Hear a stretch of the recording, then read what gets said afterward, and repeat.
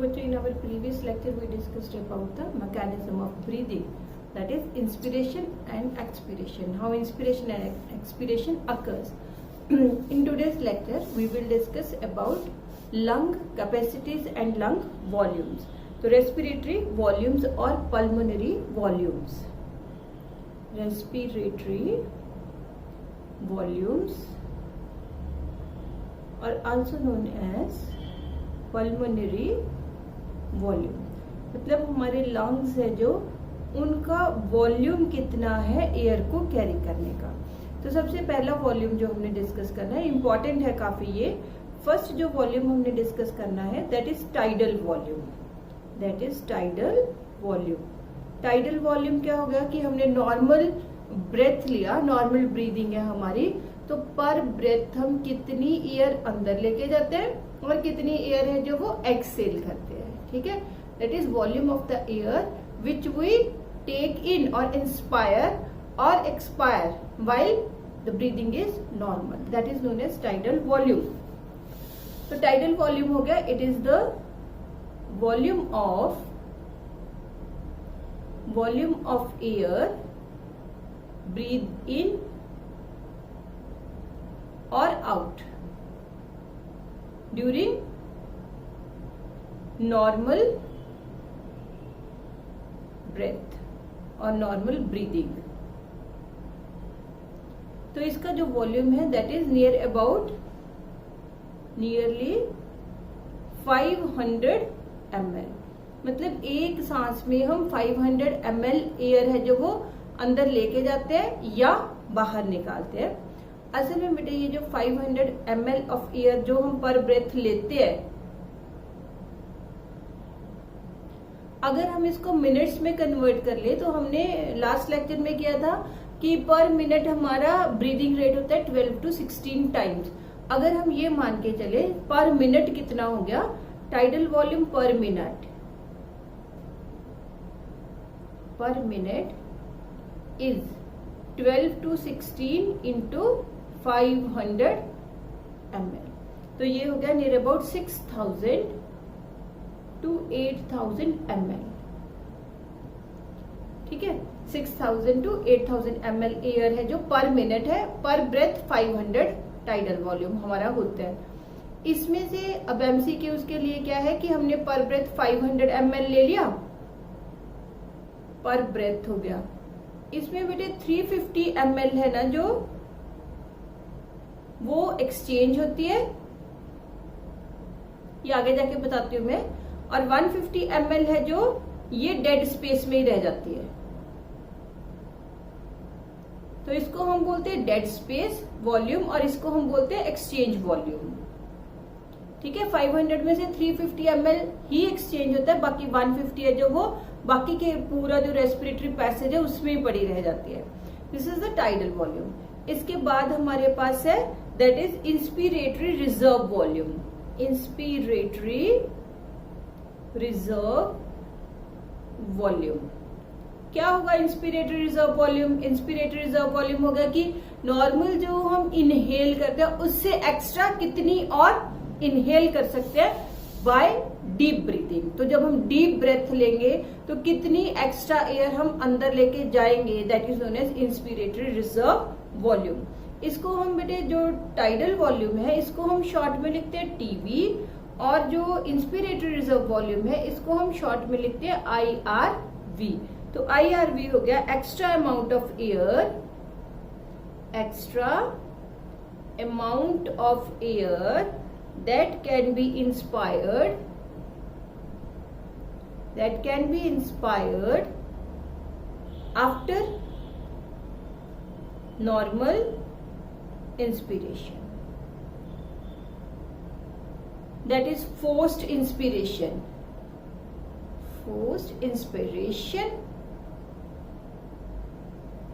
इसका वॉल्यूम होते है 2500 ml to 3000 ml of air. 2500 to 3000 ml. ठीक है, ऐसे ही बेटे जैसे हम ब्रीद इन कर सकते हैं तो ब्रीद आउट भी कर सकते हैं फोर्सिबली. तो जो हम फोर्सिबली ब्रीद आउट करेंगे, एक्सपायर करेंगे एयर को, that is expiratory reserve volume. Normal जब हम ऐसे ब्रीद करते हैं तो कोई 500 ही एक्सचेंज होता है, बट जब हम डीप एक्सेलिंग करेंगे तो एक्स्ट्रा वॉल्यूम ऑफ एयर है जो वो बाहर आएगा, which is known as expiratory reserve volume. तो नेक्स्ट है एक्सपीरेटरी रिजर्व वॉल्यूम। इसको हम लिखते हैं ERV, TV tidal volume, IRV inspiratory reserve volume and ERV expiratory reserve volume. It is the extra amount of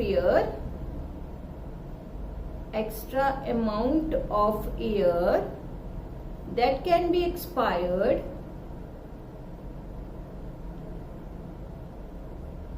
forcibly after a normal expiration. कितना है इसका volume? इसका वॉल्यूम होता है 1000 to 1100 ml।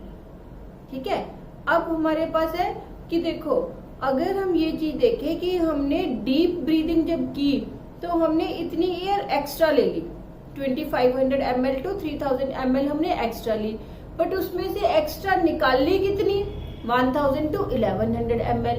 मतलब बाकी की एयर है जो वो अभी भी हमारे लंग्स के अंदर, हमारे रेस्पिरेटरी पैसेज के अंदर पड़ी हुई है, and that extra amount of air जो फोर्सिबली एक्सपायरेशन के बाद भी हमारे लंग्स में से नहीं निकलेगी, उसको हम बोलेंगे रेजिडुअल वॉल्यूम। तो नेक्स्ट आ गया रेजिडुअल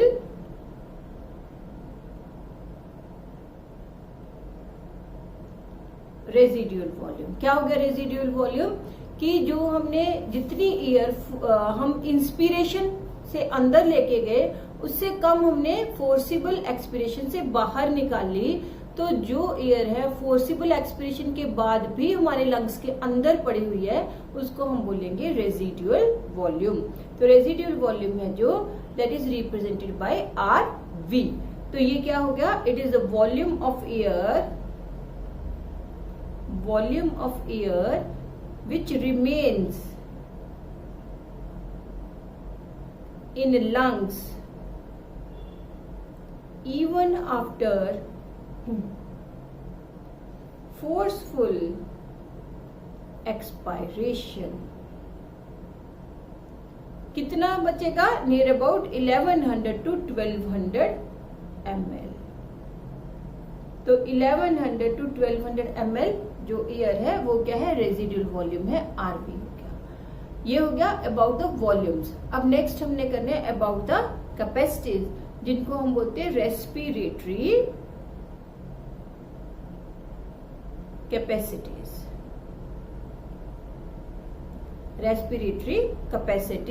या पल्मोनरी कैपेसिटीज, या पल्मोन्स को हमने लंग बोला था, तो लंग कैपेसिटीज, रेस्पिरेटरी कैपेसिटीज और pulmonary capacity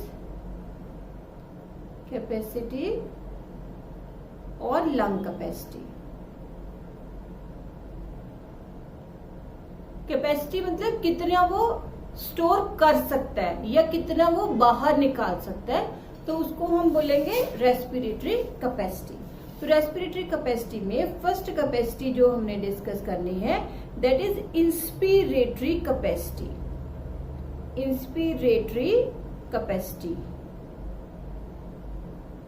represented by IC।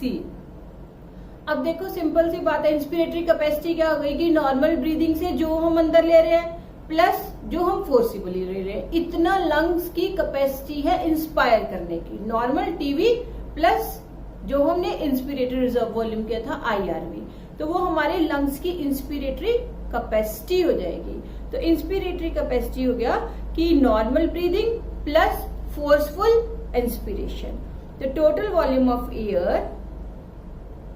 this is total volume of air a person can inspire after a normal expiration। Normal expiration के बाद हमने जब डीप ब्रीथ किया तो उसके अंदर हम कितनी एयर अंदर लेके जा सकते हैं, दैट इज ये हो गया। तो कितनी एयर हम अंदर लेके जा सकते हैं, एक तो नॉर्मल वॉल्यूम लेके जाएंगे टीवी, प्लस हम इंस्पिरेटरी रिजर्व वॉल्यूम लेके जाएंगे। तो it is equal to TV plus IRV, that is inspiratory reserve volume. Next है सेकेंड कैपेसिटी हमारे पास, that is expiratory capacity. Expiratory capacity EC हो गया। क्या हुआ एक्सपीरेटरी कैपेसिटी की, हम कितना वॉल्यूम है जो वो एक्सपायर्ड एयर का वो स्टोर कर सकता है ना। तो ये क्या हो जाएगा, नॉर्मल प्लस जो हमने एक्सपीरेटरी रिजर्व वॉल्यूम किया था वो दोनों मिला देंगे तो एक्सपीरेटरी कैपेसिटी हो जाएगा। तो volume of air a person can breathe in after volume of air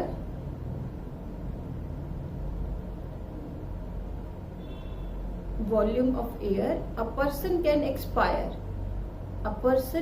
expire after a normal expiration. तो ये हो गया TV plus ERV, expiratory reserve volume. Third काफी इंपॉर्टेंट है, थर्ड वाला, which is known as functional residual capacity. Functional residual capacity. Functional residual capacity होता है कि हम नॉर्मल ब्रीदिंग कर रहे हैं, नॉर्मल ब्रीदिंग के बाद नॉर्मल जो ब्रीदिंग है, नॉर्मल एक्सपीरेशन है, उसके बाद हमारे लंग्स में कितनी और एयर है जो वो पड़ी हुई है, that is known as functional residual capacity. हमने क्या किया है, नॉर्मल ब्रीदिंग कर दी तो टीवी तो निकल गया। इसके अलावा हमारे अंदर और कितनी वॉल्यूम है जो एयर का वो पड़ा हुआ है, एक तो एक्सपीरेटरी रिजर्व वॉल्यूम पड़ा होगा, है ना, और दूसरा कौन सा पड़ा होगा, रेजिड्यूअल वॉल्यूम पड़ा होगा। इंस्पिरेटरी रिजर्व वॉल्यूम हो नहीं सकता क्योंकि हमने डीप ब्रीदिंग की नहीं, हमने क्या किया है, नॉर्मल ब्रीदिंग की है। तो फंक्शनल रेजिड्यूअल कैपेसिटी FRC क्या हो गया, ये इंपॉर्टेंट है, ये फंक्शनल रेजिड्यूअल कैपेसिटी। ये हो गया volume of air that will remain in the lungs after a normal expiration। तो इसके अंदर क्या आएगा, इसके अंदर आएगा एक तो एक्सपीरेटरी रिजर्व वॉल्यूम और दूसरा आ गया रेजिड्यूअल वॉल्यूम। ये दोनों मिला के फंक्शनल रेजिड्यूअल कैपेसिटी बनती है। तो एक बार फिर सुन लो, फंक्शनल रेजिड्यूअल कैपेसिटी क्या है, हमने नॉर्मल ब्रीदिंग की, नॉर्मल ब्रीदिंग के बाद हमारे अंदर कितनी एयर पड़ी हुई है, ठीक है, जो फंक्शनल हो सकती है, दैट इज एक तो एक्सपीरेटरी रिजर्व वॉल्यूम पड़ा होगा और एक रेजिड्यूअल वॉल्यूम पड़ा होगा। देन नेक्स्ट है हमारे पास वाइटल कैपेसिटी। ये भी काफी इंपॉर्टेंट है बेटे, vital capacity.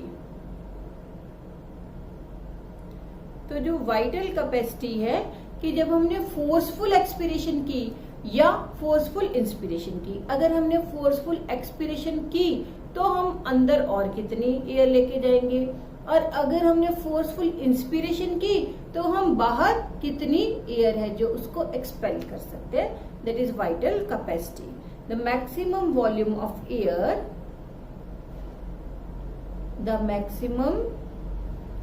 Volume of air, a person can breathe in after a forced expiration, या और इसका उल्टा भी हो सकता है, जैसे मैंने बोला कि ब्रीथ इन या ब्रीथ आउट, या फिर और क्या हो सकता है, the maximum volume of air the maximum volume of air a person can breathe out after a forced inspiration। अब बेटे हमने क्या किया है, फोर्स्ड एक्सपायरेशन या फोर्स्ड इंस्पिरेशन किया। तो अगर हमने एक चीज ले लिया, हम अगर हमने फोर्स्ड एक्सपिरेशन किया है तो हमें क्या है, क्या लेके जाना पड़ेगा। अगली बार जब हमने एक्सपायरेशन किया तो जब हम अंदर लेके जाएंगे, एक तो टीवी लेके जाएंगे, टाइडल वॉल्यूम लेके जाएंगे, एक हम एक्सपिरेटरी रिजर्व वॉल्यूम भी लेके जाएंगे, एक हम इंस्पिरेटरी रिजर्व वॉल्यूम भी लेके जाएंगे। क्योंकि फोर्सफुल है तो ये दोनों साथ ही जाएंगे। इसको हम बोलते हैं vital capacity. TV plus ERV plus IRV, ये सारे बन जाएंगे vital capacity, which is represented by VC. तो ये वीसी के बराबर हो गया। नेक्स्ट है total lung capacity. Next is total lung capacity. तो टोटल लंग कैपेसिटी क्या होगा, टोटल लंग कैपेसिटी हो गया कि हमारे लंग्स की टोटल कैपेसिटी कितनी है एयर को होल्ड करने की। तो total lung capacity is the total volume of air, total volume of air present in the lungs and respiratory passage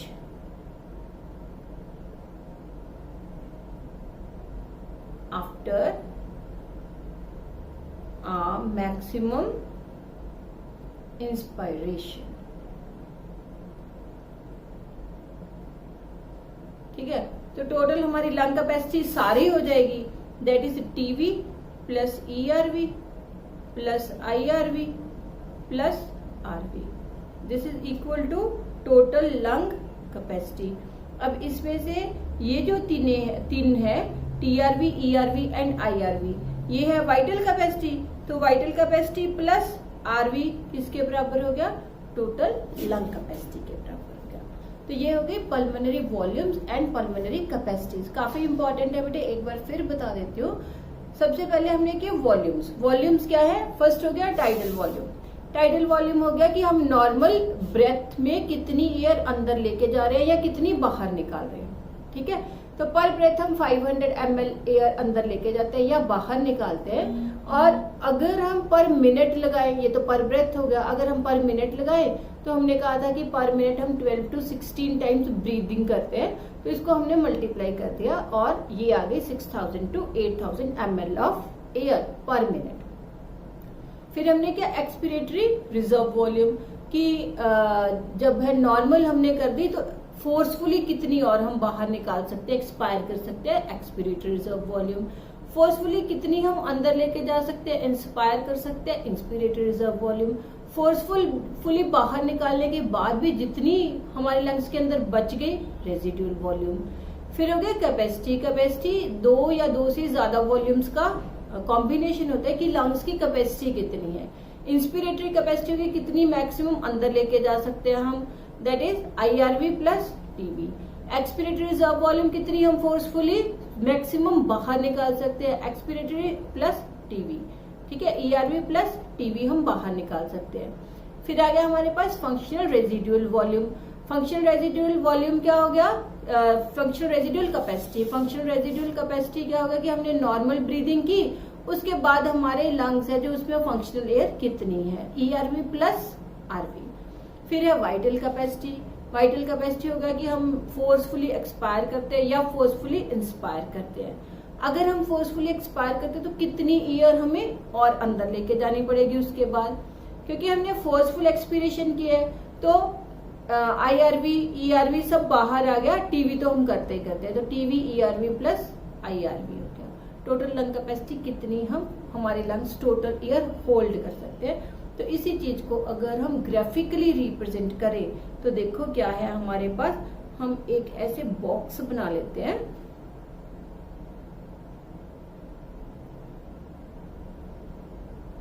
ये बेटे मैं एक ग्राफिक रिप्रेजेंटेशन से हम पूरी चीज समझते हैं कि क्या है ये respiratory volume and respiratory capacities. ठीक है, तो सेंटर में ये हमारे पास क्या हो गया, दिस इज टाइडल वॉल्यूम, क्योंकि सबसे कम टाइडल वॉल्यूम ही है। This is tidal volume 500 ml। ठीक है, ये हो गया टाइडल वॉल्यूम। ये हो गया हमारे पास इंस्पिरेटरी रिजर्व वॉल्यूम। कितना है इंस्पिरेटरी रिजर्व वॉल्यूम? हमारे पास है 2500 to 3000 ml। फिर है जितनी हम लेके गए उससे कम हमने बाहर निकाली। एक्सपिरेटरी रिजर्व वॉल्यूम कितना हुआ? 1000 to 1100 ml, और उससे ज्यादा हमारे अंदर ही पड़ी रह गई, दैट इज रेजिडुअल वॉल्यूम। कितना है? 1100 to 1200 ml। तो बेटा ये जो बॉक्स है, ये पूरा बॉक्स समझ लो 500 ml है, कि ये इतनी एयर हम पर ब्रेथ लेके जाते हैं। ये है हम इतनी एयर है जो इतनी एयर हम फोर्सफुली लेके जाते हैं, फोर्सिबली लेके जाते हैं, और इतनी एयर हम फोर्सफुली बाहर निकालते हैं, और इतनी एयर फोर्सफुली बाहर निकालने के बाद भी हमारे लंग्स में पड़ी रहती है। तो ये हो गए वॉल्यूम्स। अब हमने करनी है कैपेसिटी। तो कैपेसिटी है जो, वो क्या हुई? पहले है इंस्पिरेटरी कैपेसिटी। तो इंस्पिरेटरी कैपेसिटी हमारे पास हो गया, दैट इज टाइडल वॉल्यूम। ये ठीक है, ये इतनी हमारी क्या हो गई? इंस्पिरेटरी कैपेसिटी हो गई। ये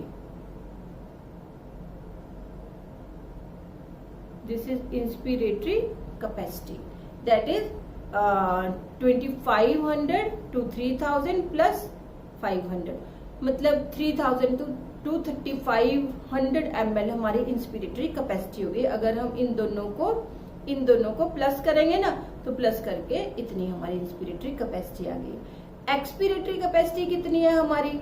एक्सपिरेटरी कैपेसिटी है कि हमने टाइडल वॉल्यूम तो बाहर निकालना ही निकालना है, प्लस ER भी अगर हम बाहर निकालते हैं तो इतनी हमारी एक्सपिरेटरी कैपेसिटी हो गई।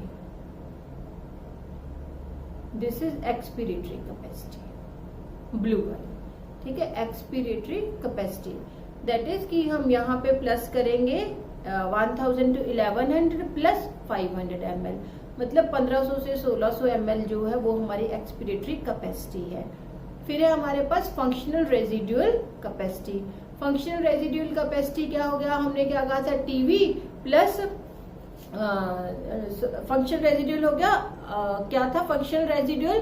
कि हमने नॉर्मल ब्रीद आउट कर दिया, उसके बाद कितनी एयर हमारे पास प्रेजेंट है। तो हमारे पास प्रेजेंट है expiratory reserve volume plus RV। तो ये हमारे पास हो जाएगी, सॉरी ये नहीं आएगा, ये इतनी, ये हमारी है फंक्शनल रेजिडुअल कैपेसिटी। फिर है वाइटल कैपेसिटी। वाइटल कैपेसिटी ये हो जाएगी, इतनी वाइटल कैपेसिटी हो जाएगी हमारी,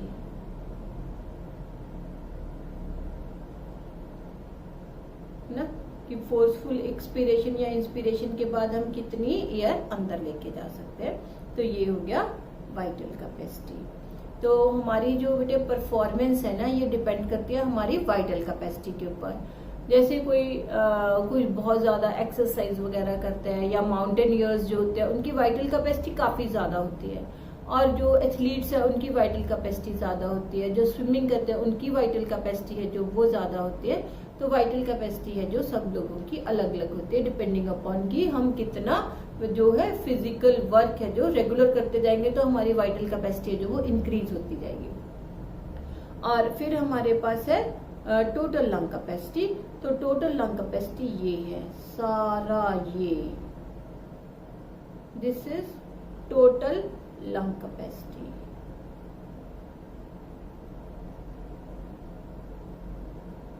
ये बेटा पूरी दिस होल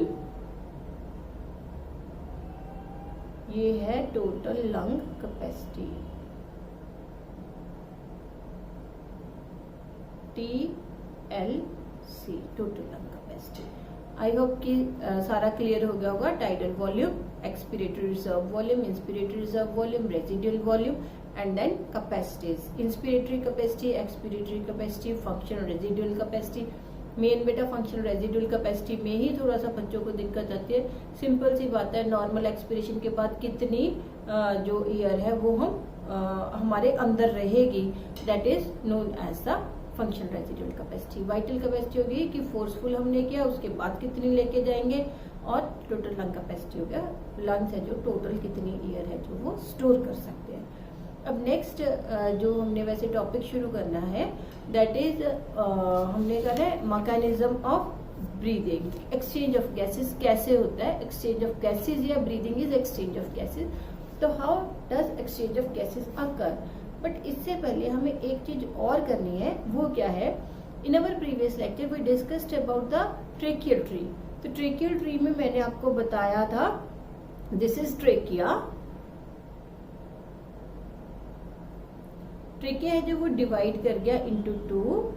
उसके बाद ना बेटे हमने कहा कि ये डिवाइड करता ही जाएगा, प्राइमरी ब्रोंकियाई, सेकेंडरी ब्रोंकियाई एंड देन फिर ये ब्रोंक्यूल्स बन जाएंगे। ठीक है, तो ये बने थे लॉब्यूलर ब्रोंक्यूल एंड टर्मिनल ब्रोंक्यूल। तो हमने बोला था टर्मिनल ब्रोंक्यूल पे जाके ये जो उसकी रिंग्स है कार्टिलेजिनस रिंग्स वो खत्म हो जाएंगी। तो in this way it divides and redivides, बहुत सारी डिविजन्स होती है। इसके बाद ना बेटे हमने किया था कि जब ये डिवाइड हो गया तो यहाँ पे हियर एंड देयर एल्वियोलाई आ जाएंगे लाइक दिस, है ना। काफी दूर दूर पे होते हैं ये, अभी जैसे ये है, यहाँ पे एक एल्वियोलाई आया, फिर काफी दूर पे जाके एक एल्वियोलाई आ गया, है ना, फिर काफी दूर पे जाके एक एल्वियोलाई आ गया। तो इसको हमने बोला था रेस्पिरेटरी ब्रोंक्यूल। इसके बाद फिर हमने क्या था कि जो ये है एल्वियोलाई ये क्लोज हो गए एक दूसरे के, तो ये बन गई एल्वियोलर डक्ट। फिर जो है काफी ज्यादा गुच्छे गुच्छे से बनने शुरू हो गए, तो ये बन गया एट्रियम। और फिर बहुत सारी डिविजन्स हुई और बहुत सारे गुच्छे बने like the bunches of grapes. तो हमने इनको बोला था एल्वियोलर सैक्स। तो ये जो बेटा ऊपर वाला यहां से लेके यहां तक का जो पैसेज है ना, इसमें सिर्फ एयर कंडक्ट करनी है। यहाँ पे कोई एक्सचेंज ऑफ गैसेस नहीं हो सकता क्योंकि इस रीजन के पास कोई एल्वियोलाई ही नहीं है। तो यहां से लेके ऊपर से लेके यहां से लेके ना बेटे trachea, this is trachea, these are primary bronchi, फिर डिवीजन हो गई सेकेंडरी ब्रोंकियाई, फिर डिवीजन हो गई टर्शरी ब्रोंकियाई एंड इसके बाद फिर ये बन गए थे लॉब्यूलर ब्रोंक्यूल, फिर ये बने terminal bronchiole and ultimately respiratory bronchiole. तो जो एल्वियोलाई अपीयर हुए, एल्वियोलाई कहाँ अपीयर हुए, रेस्पिरेटरी ब्रोंक्यूल के ऊपर जाके। जहां पे एल्वियोलाई आया वहीं पे एक्सचेंज ऑफ गैसेस होगा ना। जो ट्रेकिया है वो एक्सचेंज ऑफ गैसेस नहीं कर सकता, ट्यूब है जो वो एक्सचेंज ऑफ गैसेस नहीं कर सकती। एक्सचेंज ऑफ गैसेस किस लेवल पे होना, एल्वियोलाई लेवल पे। तो एल्वियोलाई आए रेस्पिरेटरी ब्रोंक्यूल तक। इसका मतलब यहां से लेके और यहां तक की जो जोन है ना, यहां तक टर्मिनल ब्रोंक्यूल तक जो जोन है उसने सिर्फ एयर को कंडक्ट करने का काम किया, एक्सचेंज का काम नहीं किया। तो दो जोन्स है पूरे रेस्पिरेटरी सिस्टम में। एक जोन है जो जिसने एयर को कंडक्ट किया यहां से लेके और यहां तक, टर्मिनल ब्रोंक्यूल तक। ठीक है, जिसने एयर को कंडक्ट किया उसको हम बोलेंगे conducting zone, that is known as conducting zone. और जो वहां पे एक्सचेंज शुरू हुआ, ठीक है, दैट इज रेस्पिरेटरी ब्रोंक्यूल से लेके ये हो गया ट्रेकिया टू टर्मिनल ब्रोंक्यूल। और जिसने जहां पे एक्सचेंज ऑफ गैसेस शुरू हुआ वो एक्सचेंज जोन है, वो रेस्पिरेटरी जोन है, एक्सचेंज जोन है। रेस्पिरेटरी जोन है from respiratory bronchiole to alveoli. ये सारा रेस्पिरेटरी जोन है, ऊपर वाला सारा कंडक्टिंग जोन है। तो जो हमने कहा था कि जो 350 है, 350 ml ऑफ जो एयर है वो ही एक्सचेंज होती है, बाकी की सारी डेड स्पेस वॉल्यूम में पड़ी होती है, उसको हम डेड स्पेस वॉल्यूम ही बोलते हैं। तो ये सारी एयर है ना बेटे, यहाँ पे पूरे में एयर पड़ी रहती है, बिल्कुल खाली नहीं होता हमारे, ना लंग्स बिल्कुल खाली होते हैं, ना हमारा ट्रेकिया बिल्कुल खाली होता है। सम अमाउंट ऑफ एयर है जो वो उसमें पड़ी रहती है। जो सम अमाउंट ऑफ एयर इसमें पड़ी रह गई that is known as the dead space volume, और जो हमारे लंग्स में पड़ी रह जाती है उसको हम बोलते हैं रेजिडुअल वॉल्यूम। ठीक है, तो जो 350 ml थी उसमें जो 500 ml थी उसमें से 350 ml एक्सचेंज होता है और 150 ml है जो वो कंडक्टिंग जोन में पड़ी रहती है, जिसको हम बोलते हैं डेड स्पेस वॉल्यूम। ठीक है बेटा, तो ये हो गया about the respiratory capacities and respiratory volume, and in our next lecture we will discuss about the exchange of gases.